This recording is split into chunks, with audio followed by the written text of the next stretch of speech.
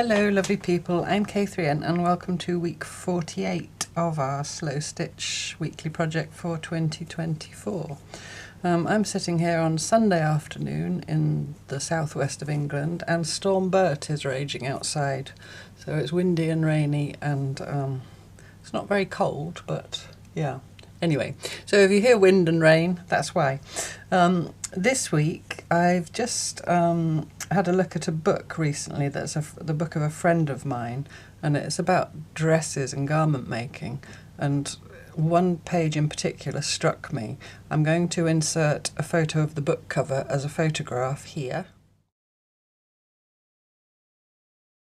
Because I can't remember what it's called. So anyway, it was on the screen. But it was all about necklines and cuffs and, you know, ways of constructing garments and so on. There was a beautiful picture in it of some gathering stitches. And I'm going to put a picture of that in here. So yeah, sorry I haven't got the actual book to show you, but anyway, you've seen the pictures. So I thought that maybe we could play with that idea of using gathering stitches. So I've got a long piece of cloth. This is some cotton Osnaburg that's been dyed with, I think, madder. And I'm going to stitch some lines of running stitch through it and then gather it up, basically, and chat while I do. So I've got my orts, my lovely big orts. Tangly threads. I've got my needle threaded. I'm going to use 2 strands of floss. You want something strong enough that you can gather up. And I'm going to stitch my lines first, I think, and do all the gathering at the end. So my lengths of thread need to be at least as long as my piece. And I've got it this long because I'm kind of anticipating once it's gathered it might shrink to 1/3 of its length. So, you know, if that gives you an idea as to what will fit in your own journal. So I've got a knot. I'm also going to do a back stitch. I'm going to start about 1 inch or so in from the edge. I'm going to do a back stitch as well, just to be sure that it stays put when I gather it later. And the length of your stitches, probably, never done this, well I must have done something like it, but I would imagine that the length of your stitches somehow dictates the width of the gathers. So I'm going to do stitches that are maybe about 1/4 of an inch long and somewhat even, but you know, if you want more organic gathers then you could vary the stitch length or just experiment. I haven't got a backing cloth either, it's just one piece of cloth.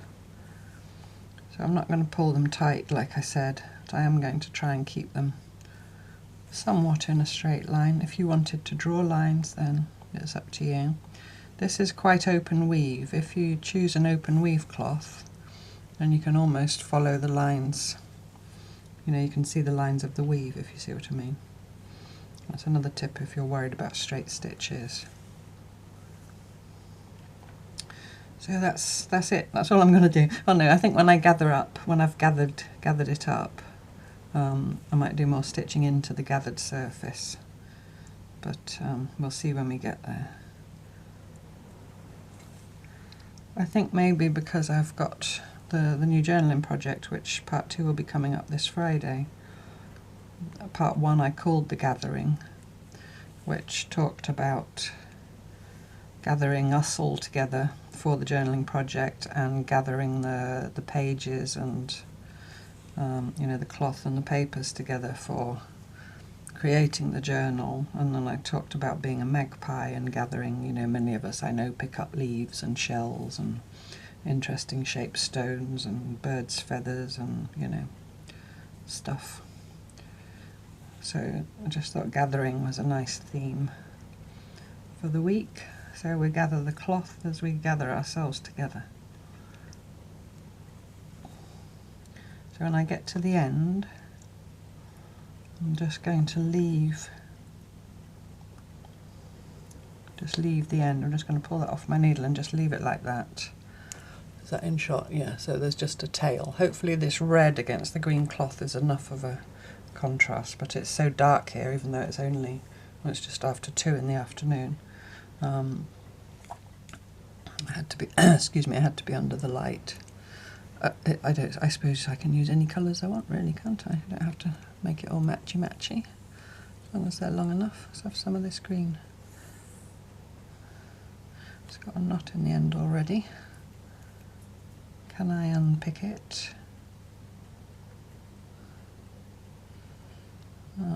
And I've got a quote for later on, which I'll read to you at the end.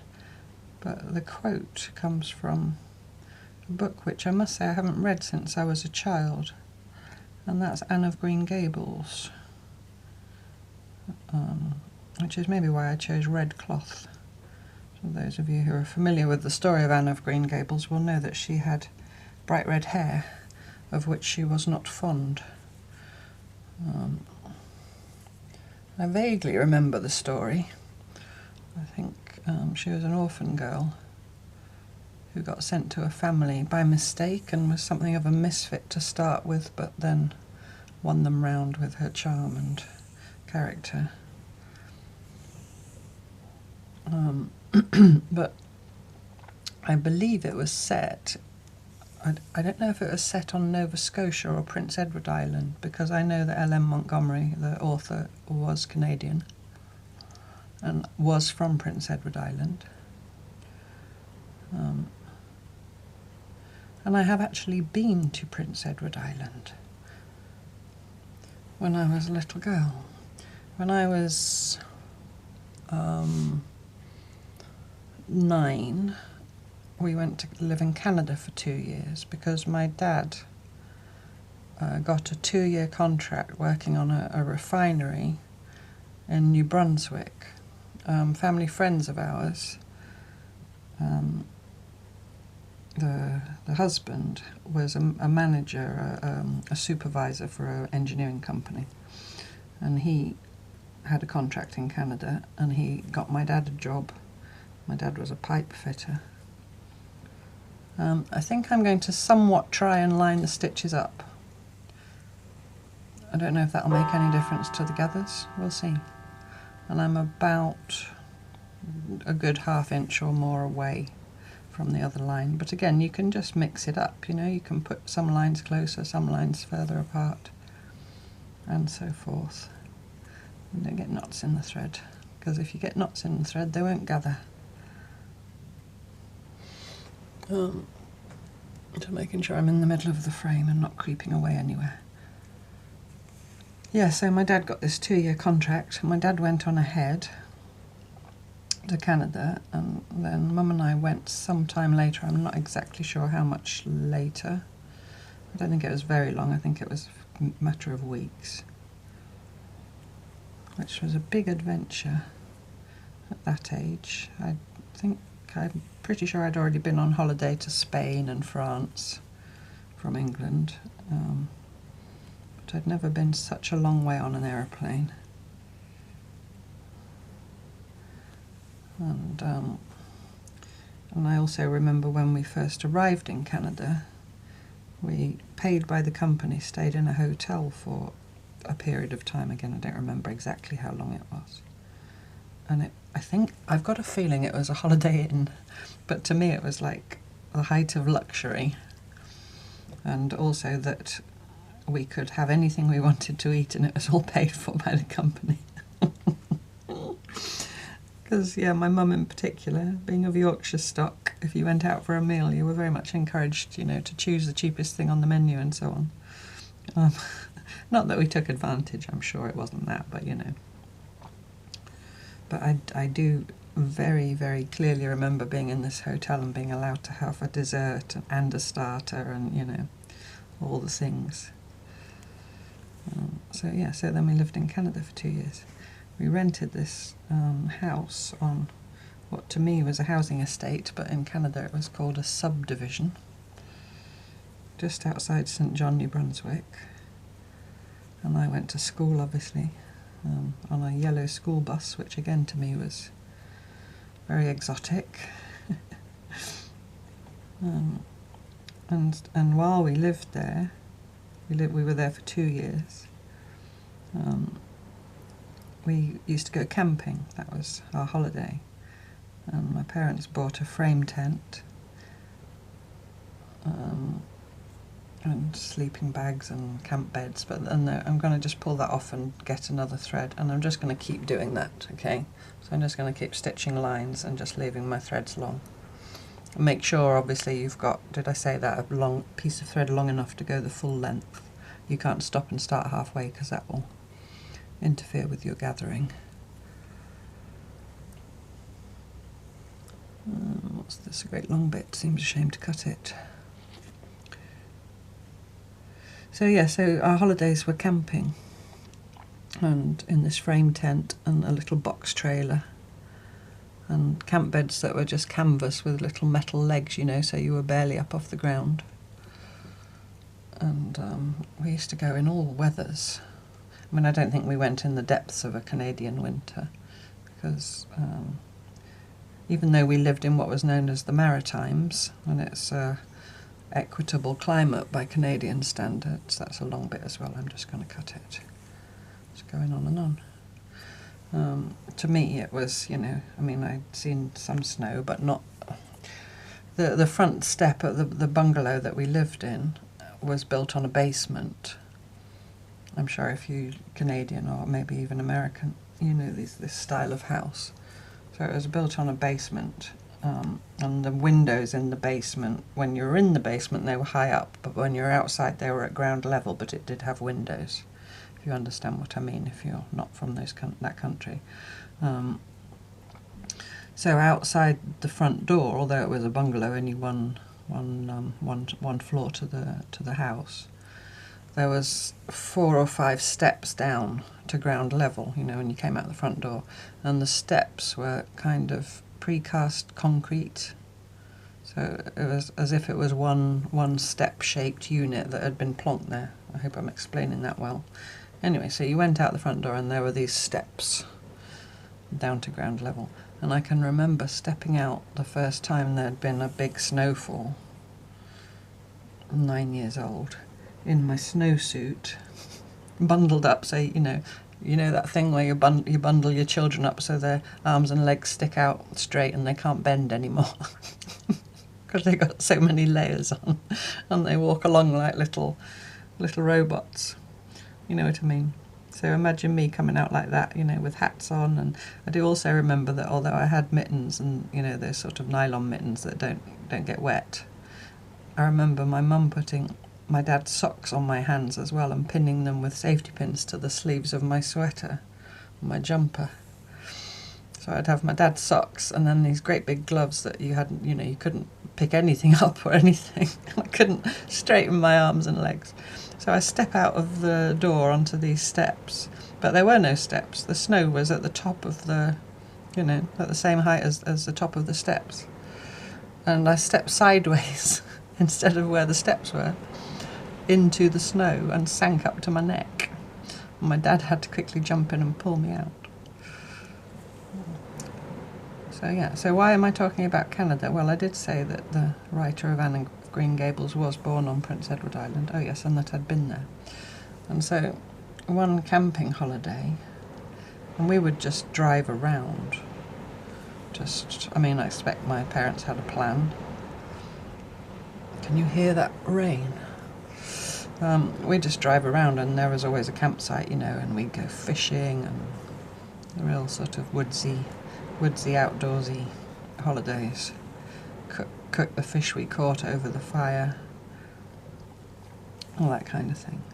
And one holiday, I think we'd been to Nova Scotia, and we must have got a ferry to Prince Edward Island, and we arrived in the dark, and it was weather like this. like this weather we've got now here, wind and rain and whatever. So we arrived in the dark at this campsite, and there was nobody there, and often there wasn't if you arrived late, you know, there was nobody in the office or anything, and you just pitched your tent, and then the next morning you went and, you know, paid or booked in or whatever. So we arrive in the dark and put the tent up. Well, my dad, I expect, put the tent up. I think I was probably left in the car while the tent was being put up. And when it was really cold, my dad had an old army trick of you get in your sleeping bag on your camp bed, and then there'd be a blanket under you, and then he'd bring the two sides of the blanket round together over you and then safety pin it together all along its length. So you were like a little burrito wrapped up in your blanket and your sleeping bag. So we're there in our frame tent, done up like burritos, and apparently we slept the night. But it was one of those tents, the lining was sewn into the side, so it was like a big sort of, you know, all-in-one thing. And the frame, I think the frame went outside the tent, I don't exactly remember. But I think it was only us and our stuff in the tent that stopped it from blowing away. And we came out of the door in the light of the morning, and we were a few yards away from the edge of a cliff, and there was the sea. And all the other tents were, you know, way further down in safety. But I think that then became much more of a storm, because I think we then slept one night in like a village hall or a community hall or something, because the weather was so bad and the ferries weren't running. So I think we spent a night in a village hall on our camp beds with a load of other campers. I expect it was great fun. Sadly, I don't really remember. But I expect it was great fun, you know, that community thing. And also gathering, there's my theme again, you know, a gathering of strangers all brought together by circumstance. You can imagine, can't you, the sharing of food and maybe singing campfire songs. And I mean, I can remember I don't expect we had campfires inside the village hall, but you know what I mean. I can remember meeting people on campsites when we were camping. Obviously, as a child, you play with other children, and I remember a few families all getting together around the same fire and toasting marshmallows and learning about s'mores, which I'd never heard of. Although I think Girl Guides in England have something called dampers, which are something similar to s'mores, now I come to think of it, though I was never a guide.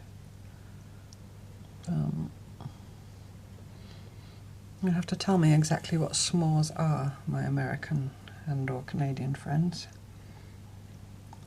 Do you use some kind of biscuit in them, or what you call a cracker or a cookie?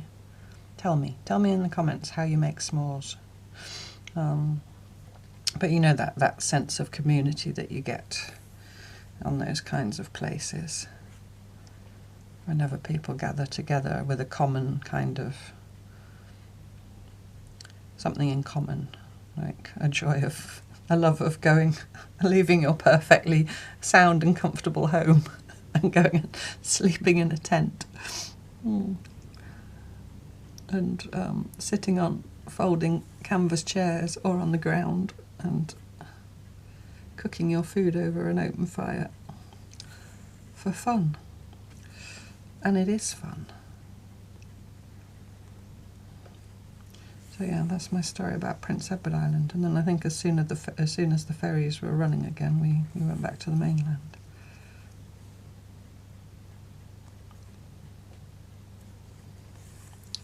But it's funny to think that I've been there, because you know, when you have these childhood stories, I don't know if you have this as well, these stories become part of the fabric of your family, and they get told to people, and you know, like I'm telling you now, but I expect my parents, my dad in particular, who loved telling a story, it will have been told to other people over the years, you know, possibly embellished and whatever. But then as a child, when I'm now not lining my stitches up anymore, by the way, I'm just going with it. As a child, when I was, as a child and not having a distinct memory of exactly how it was, I don't know now in my memories if what I'm remembering is what actually I experienced and what I remember, or whether I'm remembering my dad telling the story to various people over the years. No, it's all right. There's someone outside, some brave soul. And Stella's now looking to see who it is. Some brave soul is out in the elements.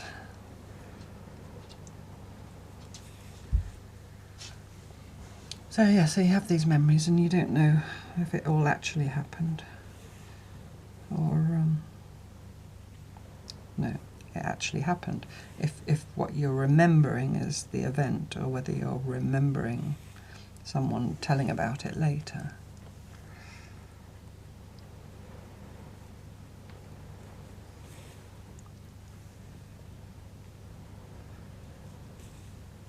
So yeah, so I mean this weather, Prince Edward Island. It's a beautiful part of the world, that coast of Canada. Well, I think Canada in general is a beautiful country. I'd like to go back one day. Because I remember kind of things about it. I can remember we lived not far away from the Bay of Fundy.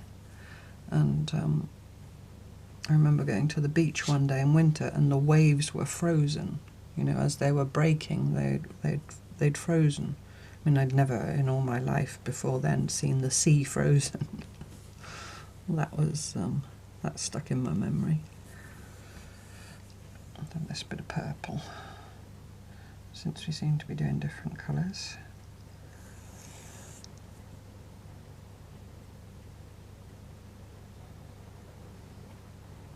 If I can get 2 strands off. Yeah, I was just worried that one strand might break. And I won't waste this thread because once I gather it up I'll tie it off and then cut off the excess. I'm just hoping I can gather it all up at once. I also thought of smocking, but I've never done smocking. And you know, there where you make very precise patterns. And that's very intricate and involved. And beautiful, the results of it. If you've done smocking, tell me about it. I think Marion did some smocking on Marion's World some time ago, on a blouse that she made for herself. Yeah, Marion's your woman for things like that, not me. That beautiful, precise stuff. It's not me at all. It's funny, you know, people say when they see my work, oh, you must have such patience. Well, no, not really. It's not about patience if you enjoy doing it, is it? To me, having patience kind of implies that it's not, I don't mean it's something that you don't enjoy, but I mean, I can quite happily spend hours stitching how I stitch, and patience doesn't come into it because I love doing it. But I might look at some of the more fancy embroidery and intricate stuff, and I might then think, oh, that person must have patience to do that, but it's probably for them the same as my slapdash wonky stuff is for me. It doesn't require patience because they're so in the moment and enjoying themselves.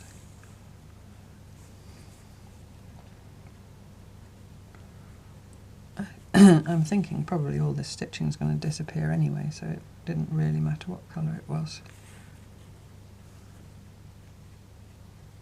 I'm doing them really big and wonky, so I hope it doesn't matter. I don't mind. I don't mind if it's wonky. Yeah, I had a completely other thing in mind for this week, which we'll do, you know, next week. We've got 5 more weeks left because there are 53 weeks in 53 Mondays, sorry, in 2024. So if you were thinking there was only 4 left, hopefully that's cheered you up that I've told you there's actually a bonus one. And I've got a couple of certain things in mind that I want to do. And then there's some candidates for the other 3. I haven't actually decided yet. You see, I started off all with the intention of making my stitches all line up and all the same size, and now I've gone completely away from that plan.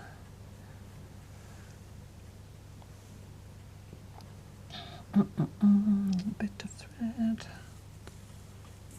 Oh, that's a real tangly tangle. Can I get that bit out? You'll have to tell me if you're in that part of Canada.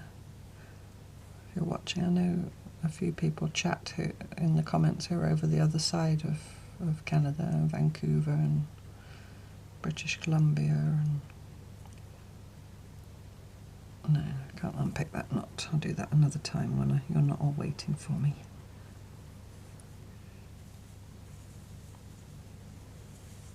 I can remember it being amazing to me that there was a lake just up the road from where we lived that we could swim in the summer.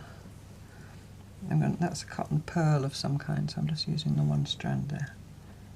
And we could swim in it in the summer and skate on it in the winter, the same lake.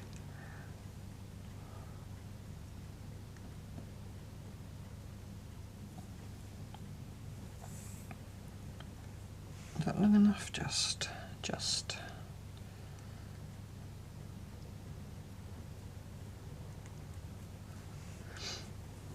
Right.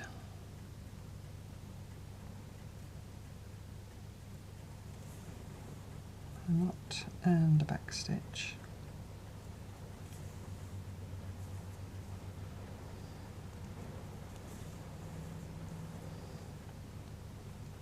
But my little home is very cosy and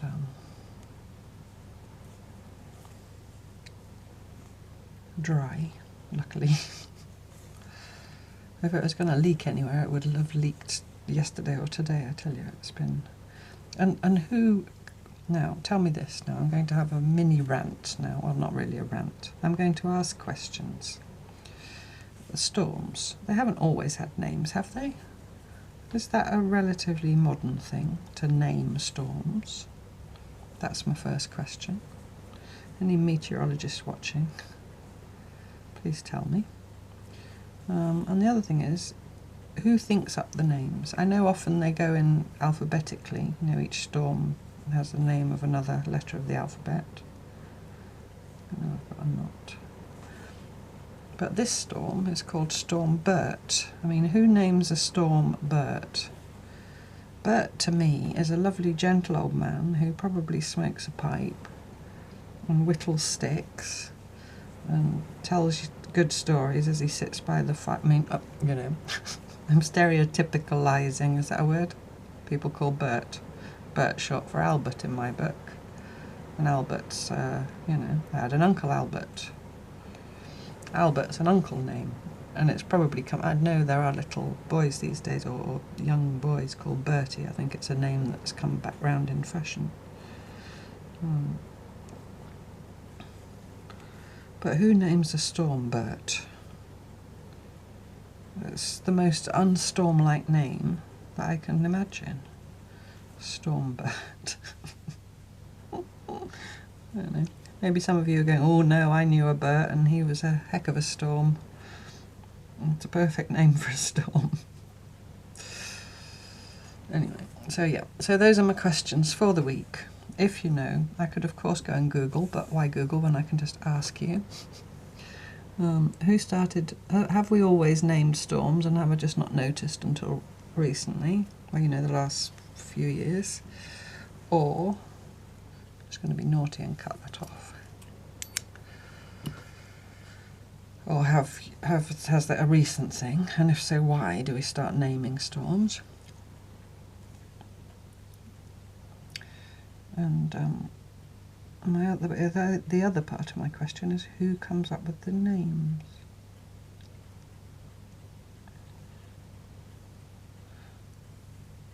And whoever came up with the name Bert, why? Why? Just why? So, it's a funny thing with names though, isn't it? If you've known someone, I'm going to make this my last stitching line because I think if I squeeze another one in as well it will be a bit close to the edge. You know, do you have that thing with names where if you knew someone at school and you didn't like them and they were called a certain name, that you kind of have, for the rest of your life, you take against people with the same name? Well, not take against them. Do you know what I mean?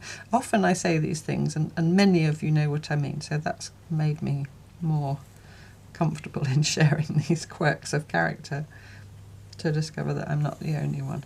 I've got tea there that's going cold. I'm going to have a sip of it, excuse me.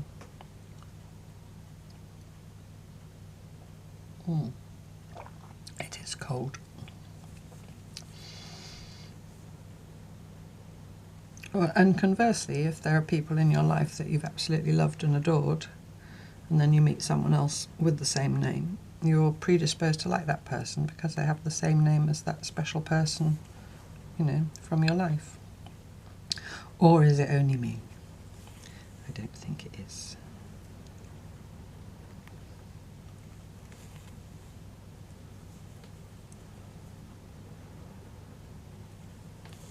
I have it with the name Elsie.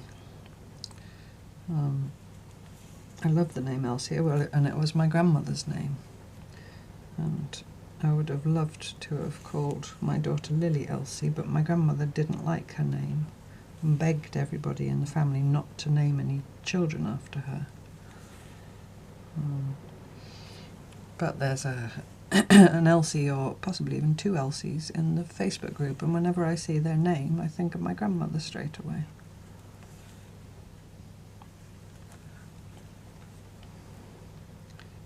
And, you know, it kind of gives me a warm fuzzy feeling about that Elsie by association with my granny.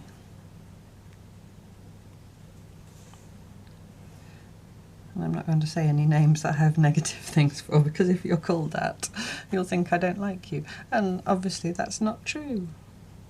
But do you know what I mean? Sorry, that sounded whiny.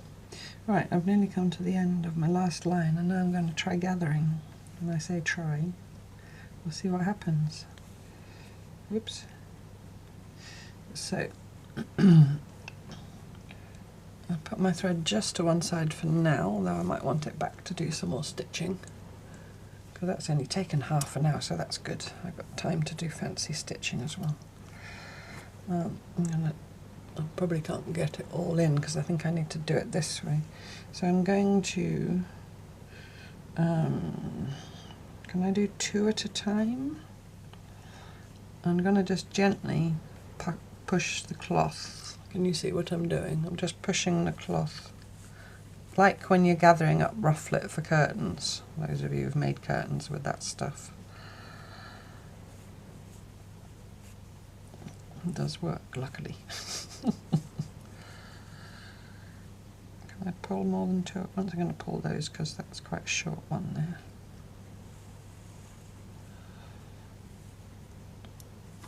And then I think if you then get hold of all the ends, as with rufflet, I think that's a brand, I don't know if you call it that in other countries, you can then play with those wrinkles. And that was last week, wrinkles, another kind of wrinkles. Well, we're all getting older, so, you know, wrinkles are badges of honour, aren't they? Yeah, so I'm actually managing to hold all of my threads in my right hand and then push. This feels exactly like when you make curtains.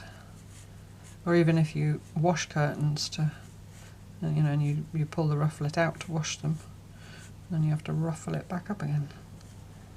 So it's going to make quite a thick, pardon me, finished piece for your books. I'm sure your books are already bursting at the seams, so an extra thick piece will be neither here nor there. But look at that, isn't that wonderful? So when you've kind of decided that you've got enough gathering done, you could tie all your ends together and then you could play about with those. I think I'll do that now. And mine's kind of splayed. Do you see that? I haven't gathered it evenly. So if you want to gather it evenly, you could then go back in with individual threads and gather that a bit more, or leave it, you know, organic. But I think that's a good size for my book. I like that here and there you can see the under threads. How does it look on the other side? Look at that. Oh, it's like sand after the tide's gone out. Lusciousness. Just because I saw that picture in the book. So now I'm going to, I'm going to cut them all but I'm going to leave them maybe 4 inches long. Snip, put that back in the tangle, and then I'm going to tie them.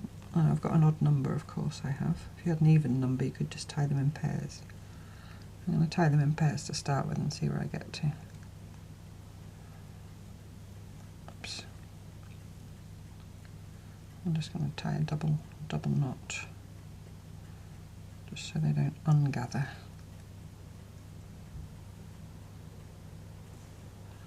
One pair.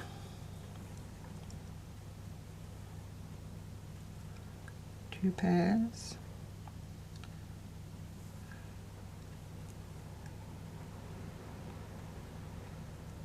And then you can just leave those little tails if you wanted to. It's kind of like in weaving when you tie the ends off. Not that I'm a weaver, as we all know. Although I do know which way's warp and weft these days. And then that last one, you could either do one of those knots, if you know how to do those, where you put your needle in to push the knot right to the surface. Or what I'm going to do is just tie it to the other one. And if you wanted to thread beads on those, or you know, make something of them, then go for it. Right, so I'm just going to do it like that.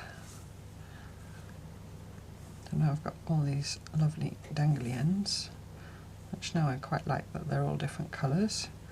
And I'm going to just manipulate this surface gently with my fingers. And you could even sort of open bits up like that. And push the gathers either side. Just play with it. Play with it for as long as you like, till you like it. I like it already, but that's not going to stop me playing with it. You don't want that like that there, and if you don't like it, you can just pull the wrinkles back in again.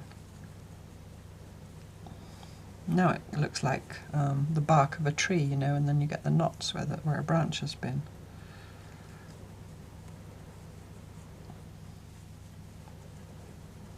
Fun, fun, fun.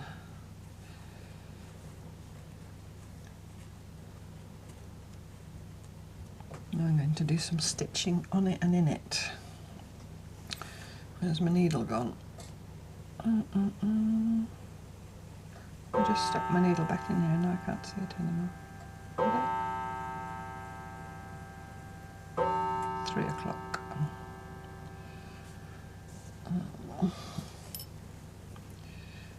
What colour should I do?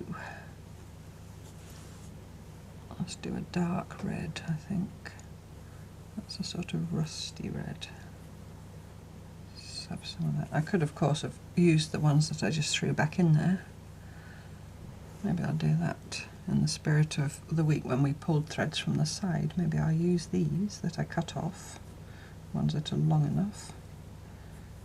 That was a dark red. And stitch them into the body.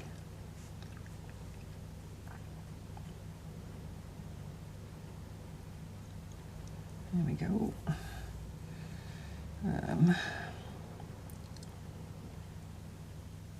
I have been painting. I've been doing a technique that I saw on somebody else's channel that will probably appear on Friday in the slow journaling. I won't show you how to do it because I've just made a load of papers, but I'll refer you to the lady where I got it from. But anyway, that's where I've got paint all over my hands. Yeah, what shall I do? I feel like I want to do something in there. I'm going to do an eyelet type thing in that little gap. Let's see if I can just keep it open. I'm going to start by doing some sort of radiating stitches. I usually would do an eyelet on 2 layers, but I don't think I'm going to cut an actual hole, although I could as long as I didn't cut my gathering stitches.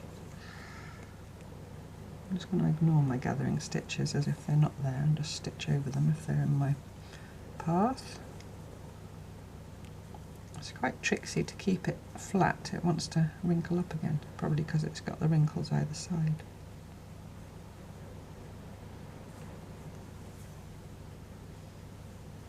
It's just chimed 3 and it's nearly dark.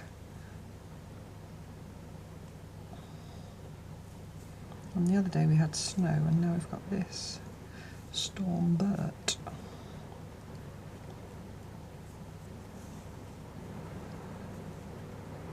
I hope everybody's safe. Always a worry, isn't it, when there are big storms.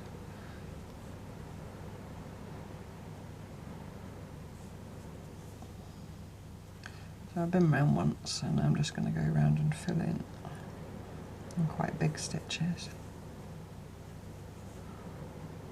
And just go around again in between. Not pulling too tight because it's only a single layer. But you can see what I'm doing. There is a video in the Slowstitch playlist about eyelet stitching if you need extra, extra guidance, and you can't see because my big thumb keeps coming in the way. I don't think I've got a big thumb. It's a figure of speech. I think in the past I've said my big fat thumb and many people have rushed to reassure me. It's just, I don't know why I say it like that. I don't really think I've got a big fat thumb. It's merely a figure of speech.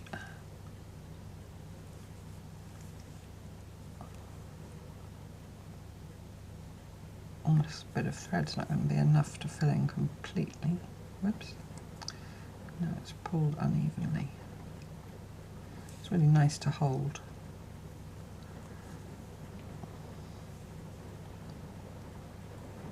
And I'm thinking again now of people with vision, either with no vision or compromised vision, that this for you will, I hope, be a lovely project as well, because it's very much about how it feels, and that texture you will be able to feel.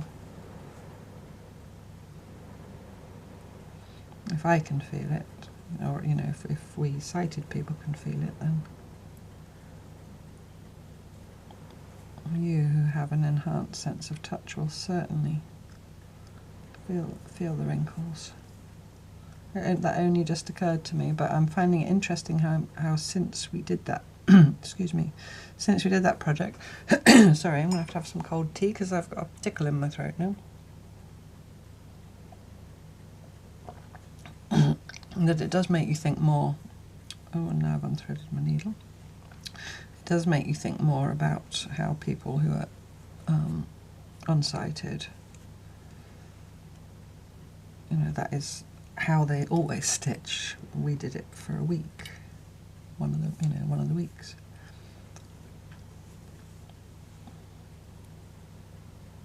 What do they call that? Consciousness raising, or when you become aware of something and then you carry that forward. And I'm going to have to finish that off. And me personally, I think that's a good thing. And that's a good thing that's come out of that exercise. Finish that off on the back, which is always trickier without a backing cloth to work into it. Another reason why I normally like a backing cloth. Whoops. I'm just going to do a loopy knot thing. So I'm just going to go around one of my previous stitches, such a small bit, and then just thread my needle through my loop and pull it up and hope for the best. Now, there must be more of that red, because I pulled, was it that one? Does it really matter? Probably not.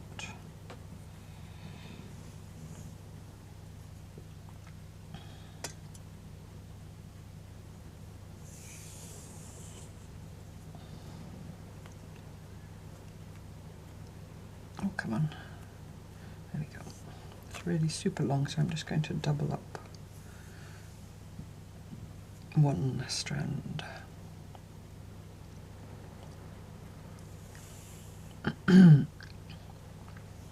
So I've got an idea for Wonky Wednesday, which is kind of in the same vein as what we have been doing, but different again.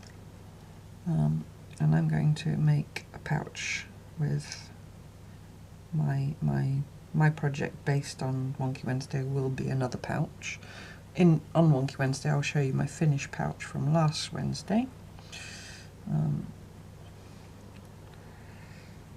And so I hope you like that coming up. And the pouches I'm making will be for Christmas presents. And Friday will be part 2 of the art journal with my eco prints. Right, so I'm just going around my eyelet again, filling in the spaces. I don't mind if my stitches are all different lengths. In fact, I kind of on purpose make them all different lengths, because I just like that look.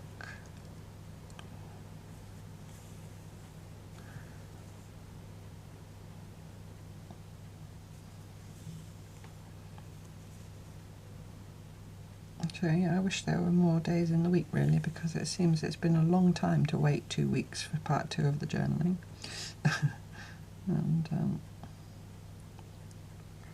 next year journaling, I said it in Friday's Park Home Life, next year journaling is something I want to do much more of with you, partly because I want to share it with you, and I know that many of you are either already journalers or interested in sort of wider journaling beyond the stitch journal. So it'll be nice to do that together as a project through the year, but also for myself.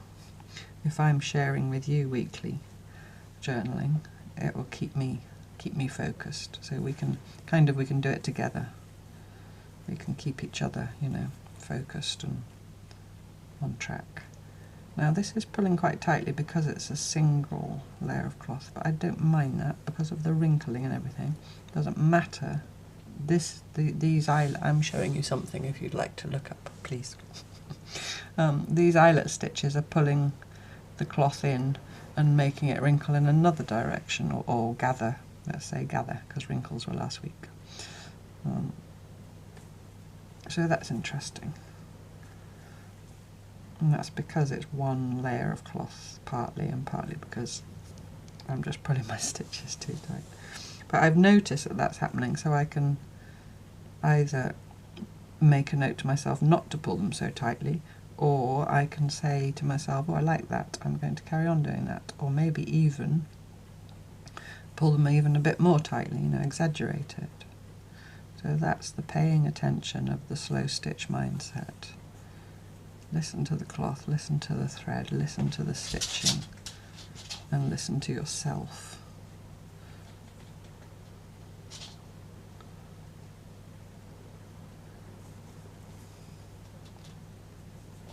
And that's what keeps you in the process, rather than, you know, the alternative where you plan a project and decide how you're going to make it and then go on and make it. And that's, I'm not saying they're just different. I feel like I have to say every time, but I'm not saying one way's right and one way's wrong. It's just two different things. No right or wrong involved.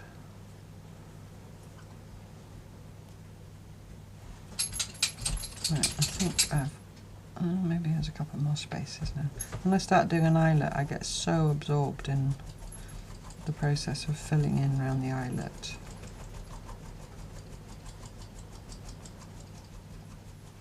I even forget to speak to you. Stells!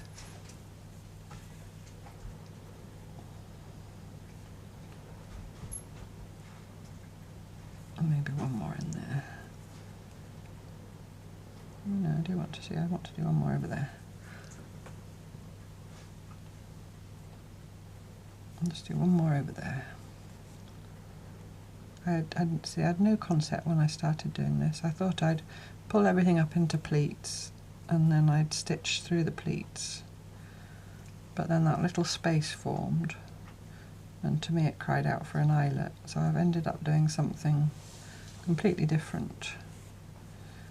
In last week's wrinkle piece, you all said that you saw, or many of you said that you saw a bird or a dove. And I went back and looked at it and I see what you mean. My issue is, I think, a little bit when I'm sitting here stitching, is that I'm under my contraption with the camera and the light on. And so I don't have that same bird's eye view, can I call it, that you have. You're looking directly at the piece, front and centre.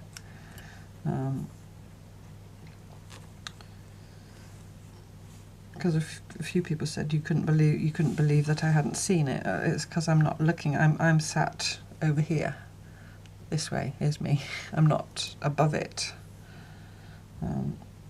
and my view of it is not that good anyway because the light's in the way. Because I have the light a bit lower, and I hope that you can all see. Anyway. That's why I don't necessarily see things. So I'm wondering if you're all shouting now that that looks like something that I can't remotely, even though I'm trying to see if there's something there. I think now I'm going to come up and just stitch some of these folds together in some way. I'm just coming up through. Maybe I'll do it this way. But just play, you know, just... I'm going to do some... So I'm going from one fold and I'm going down into the next fold. Like a ladder stitch type thing. And you can pull those stitches tight and pull those folds really close together. You can stitch right through to the other side or not. You see, if I really pull that up, that pulls the gathers in, but it doesn't really show then. But if you leave them bigger, then obviously you'll see them, the stitching. Is similar to the cloth folding that we did a few weeks ago, but there's a bit more control because of the gathering stitches. I guess it depends how you then play with it. This thread's being very naughty and tricksy. I'm going to jump this way and stitch those two folds together.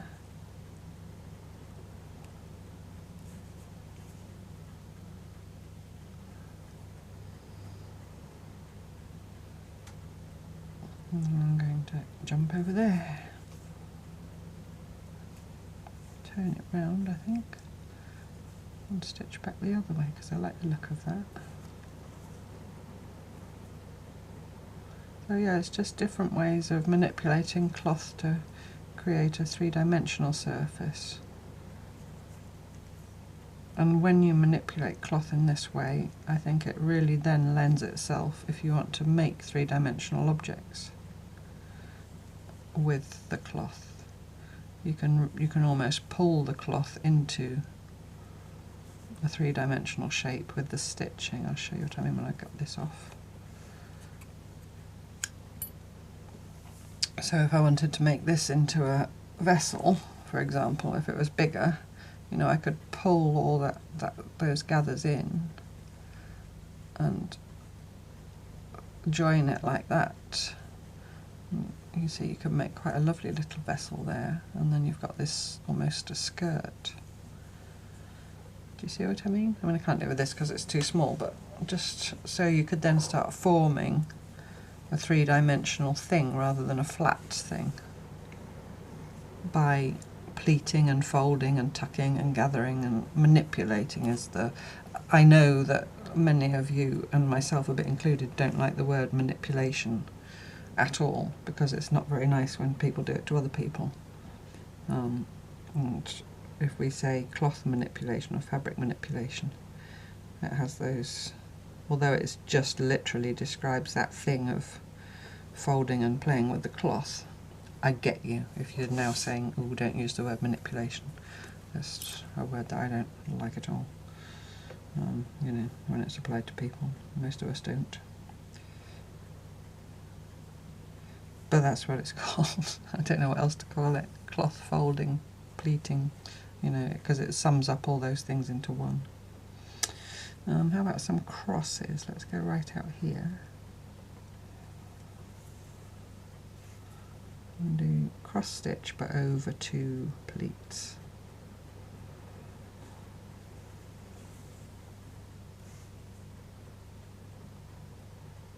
You can either join your cross stitches up or leave space between them. I'm leaving space between them apparently. And I'm just working my needle through the fold. I'm not really bothering whether it goes right through or not.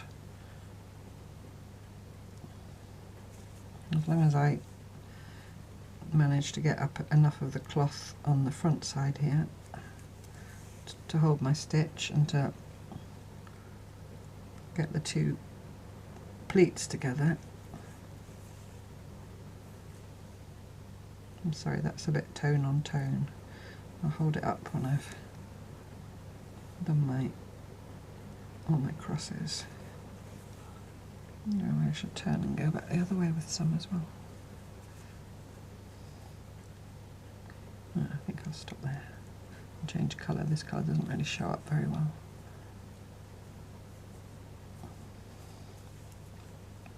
And again, when we did the piece inspired by Judy Martin, who has many of Judy Martin's larger works, many of them don't have a right side.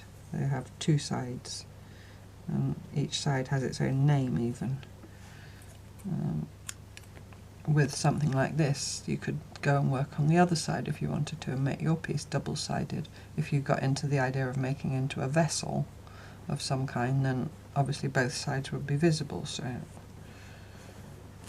that would be a nice thing to do. So some of this really dark red. That is 3 strands. Let's use all 3 strands. Let's get a bigger needle.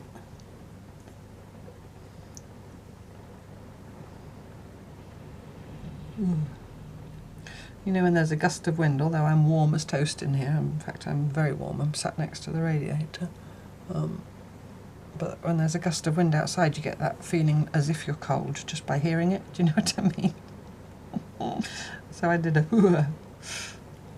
little shivery shudder. I think that's actually even 4 strands.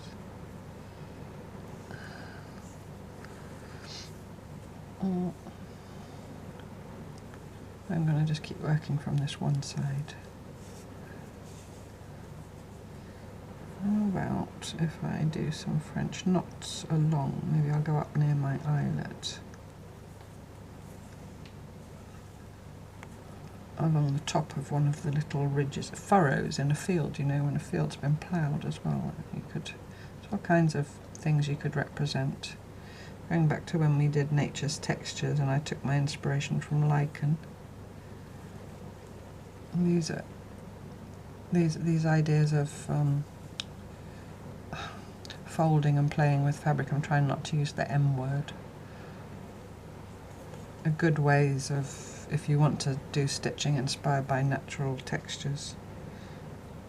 You know, like I said, it looks like tree bark or the sand after the tide's gone out. These fabric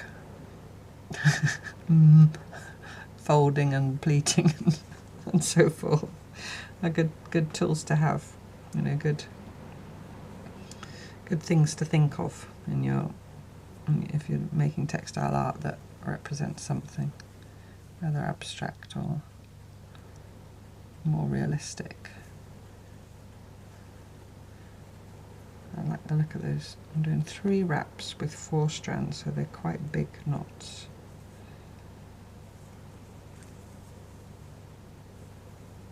I'm going to jump over that onto the next furrow, or whatever we're calling it, ridge, and do some going up that way.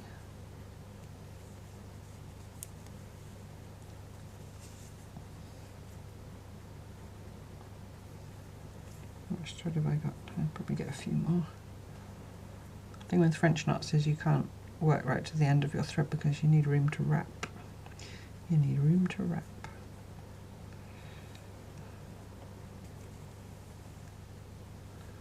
I'm going to go over onto the next ridge as well, I think. Nice. Oh, I can get a couple more still.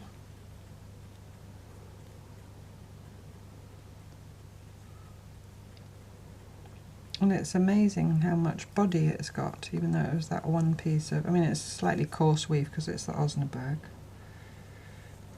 Yeah, I think that's enough of those. But it feels, because of the ridges, that's the laws of physics, I believe.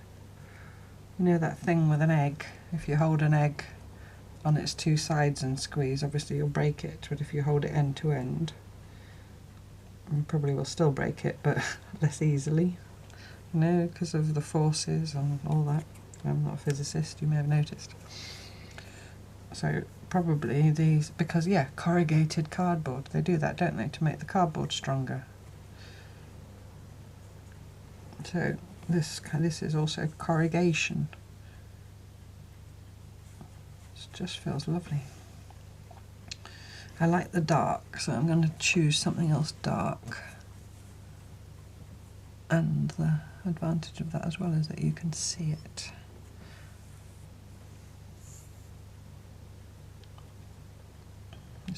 This is dark reddish as well, but it's a different shade.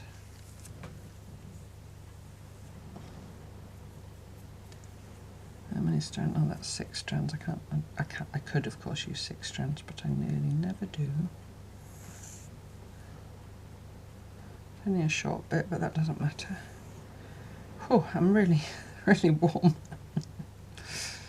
I should be turning the heating off in a minute, in a bit when I've finished making this video. When I go and close the blinds and the curtains, which are all still open. I usually turn the heating off straight away because it then stays warm for the whole evening.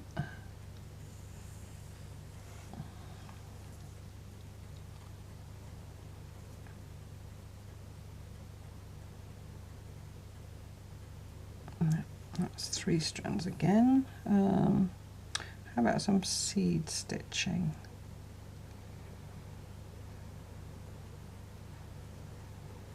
So this is, when I look at it, I must say I like the look of it less than I like the feel of it, and then I like the process of stitching into it, and that's absolutely okay.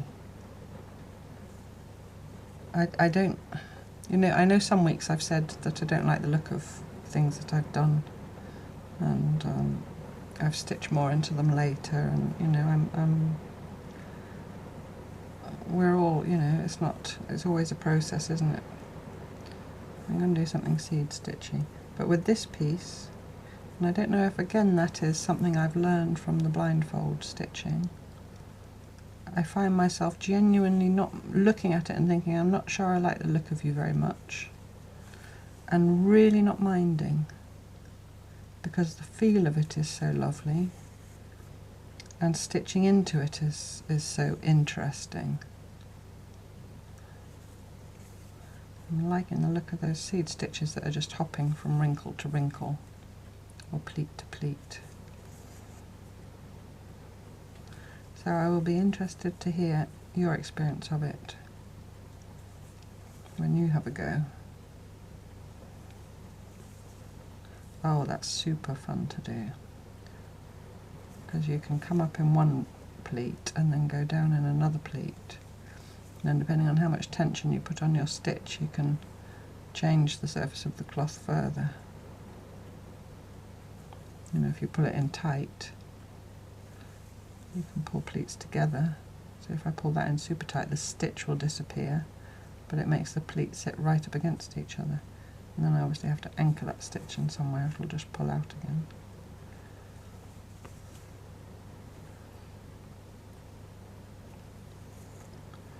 This, I think, this really feels like experimental stitching, and maybe that's why.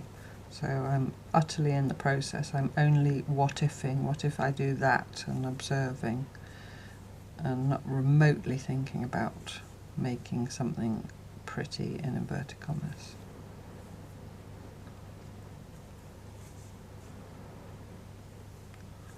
Maybe because it's quite far removed from the kind of stitching I do normally do. I don't know. I just tell you what pops into my head in case it's helpful or interesting or, you know, illuminating in some way.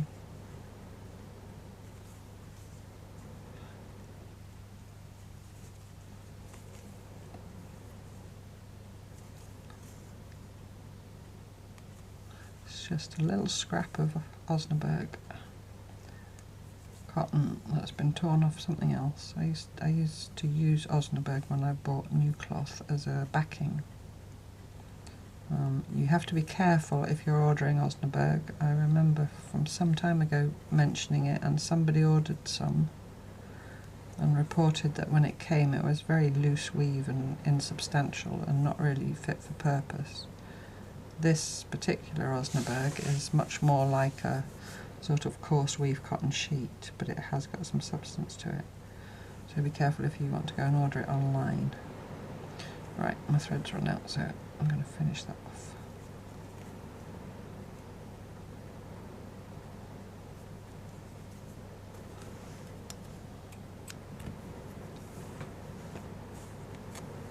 But I would say just, you know, pick something, anything that you've got laying around, a little scrap of something, and just use it as an experimental piece.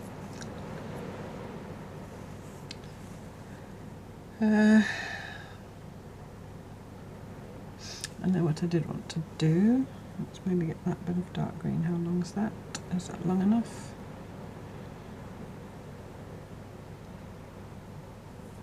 No, that'll do, pig. I'm going to just try stitching some running stitch, because I haven't done that yet, into the pleats, into the gathers.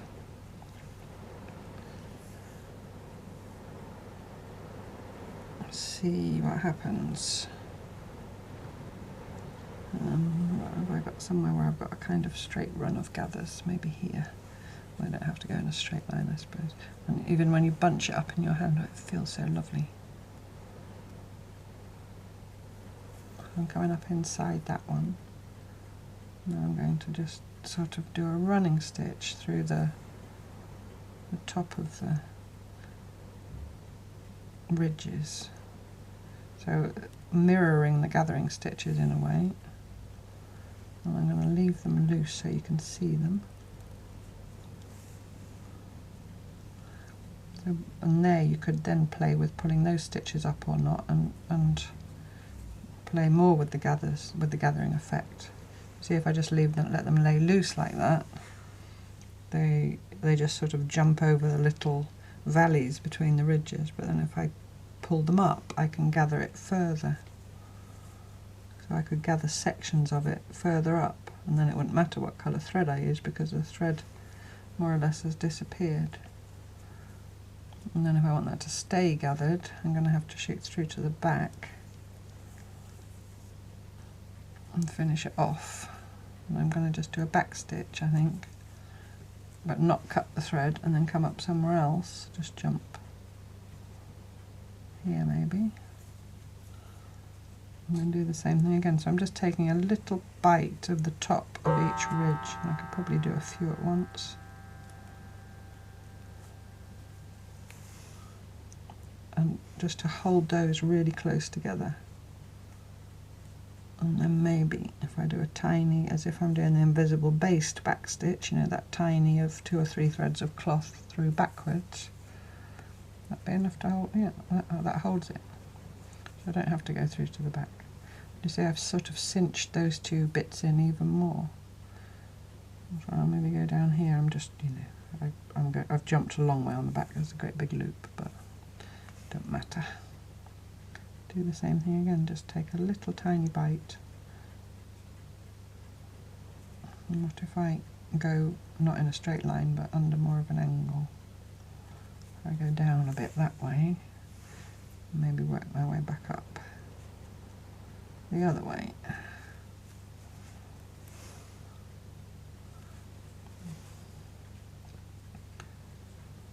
And then pull that in. Pull in, hold it there, and then just do a little back stitch.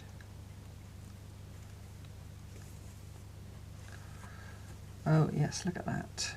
You see, it's really pulled it in. And then my little eyelet, I can either poke it in so it's in a hollow, or push it up so it's on a hill. I quite like it in a hollow. Just push it down like that. Oh yeah. Oh yeah, that's fun. I'm going to come up here and just do it once more, just round here. Because I like the way it's made that eyelet look as well.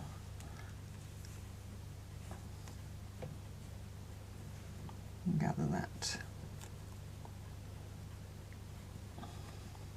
Gather is also a very harvesty word, and it's, well, we're past harvest really, we're nearly to the end of November in Britain, in the Northern Hemisphere. Right.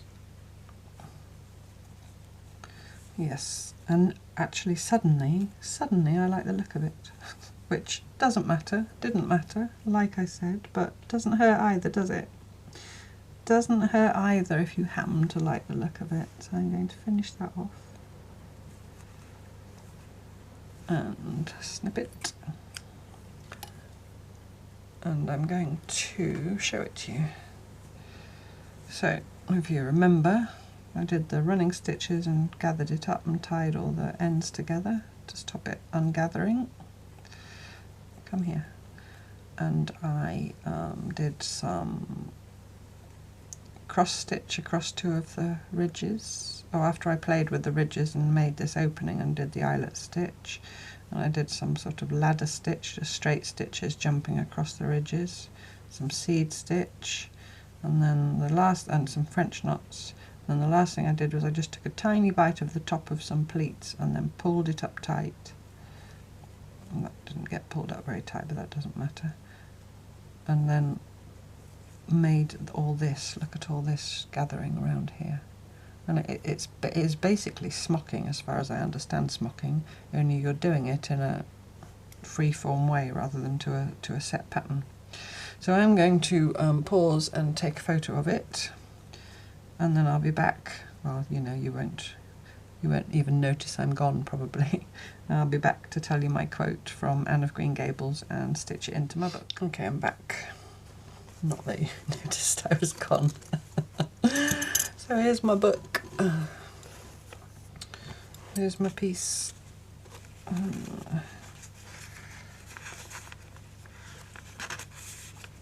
There's my dove. So obvious once you see it, isn't it? And the beak and the wings.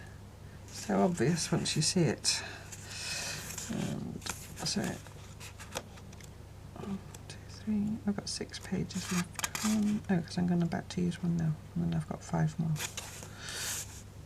Which way do I want it? Do I want it this way with the dangles hanging down and the fluff sticking out? I think I do. I think that's how I want it, although I stitched it holding it the other way because I like that fluff coming off the edge.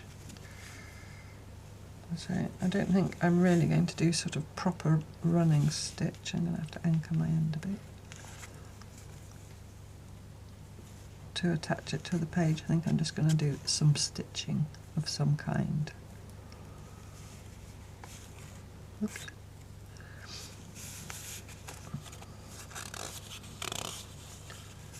Just some stitches, just to hold it there. Is that only? Yeah, it's just a thicker page.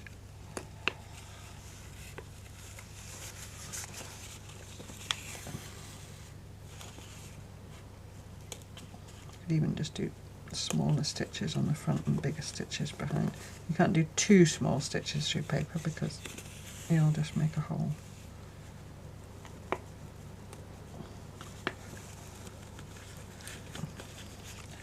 So it's some kind of invisible base type thing, and I could even have hidden the stitches in the folds if I didn't want them to show on my work. See, now I've decided I like it, I'm getting more precious about it. Right, that'll do, pig.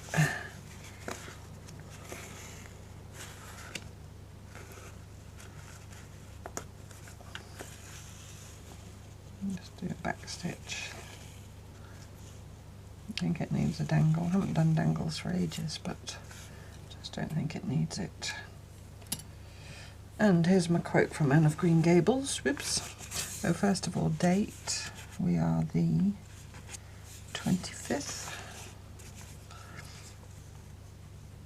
Yes, 25th. Write it slightly further in. Of the 11th, 24. K3N kiss. Flip it out that way. Well, it's quite hard to flip because it's so stiff. And hold it. Okay, here we go. This is what Anne says in Anne of Green Gables. Anne with an E. There's a newish series called Anne with an E, isn't there, about Anne of Green Gables? I don't think I've seen it yet. Kindred spirits are not so scarce as I used to think.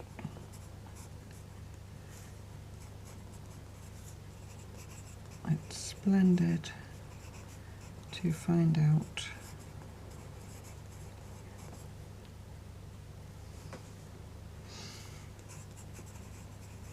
there are so many of them in the, sorry, I've gone super quiet, world. There's L.M. Montgomery and of Green Gables. Now there's no word gathering in there, but it's just, to me, a gathering of kindred spirits, so that's why I kind of shoehorned it into the theme, but to me it makes sense, and this resonated so strongly because of this year and you all. So strongly, this quote, I just had to use it. So it's kindred spirits, I'll start again. Sounded like a ventriloquist dummy. Kindred spirits. Kindred spirits are not so scarce as I used to think. It's splendid to find out there are so many of them in the world. Helen Montgomery. Made me emotional. So I hope you enjoy doing a wrinkly piece, not wrinkles, a gathered piece. 'Tis different. 'Tis different. A gathered piece, and that you enjoy the textures and the feeling, and that you really experiment with what you can do with the pleats and the folds as you stitch them. And as always, thank you so much for watching, and I look forward to you joining me next time for more cloth tales. Bye bye.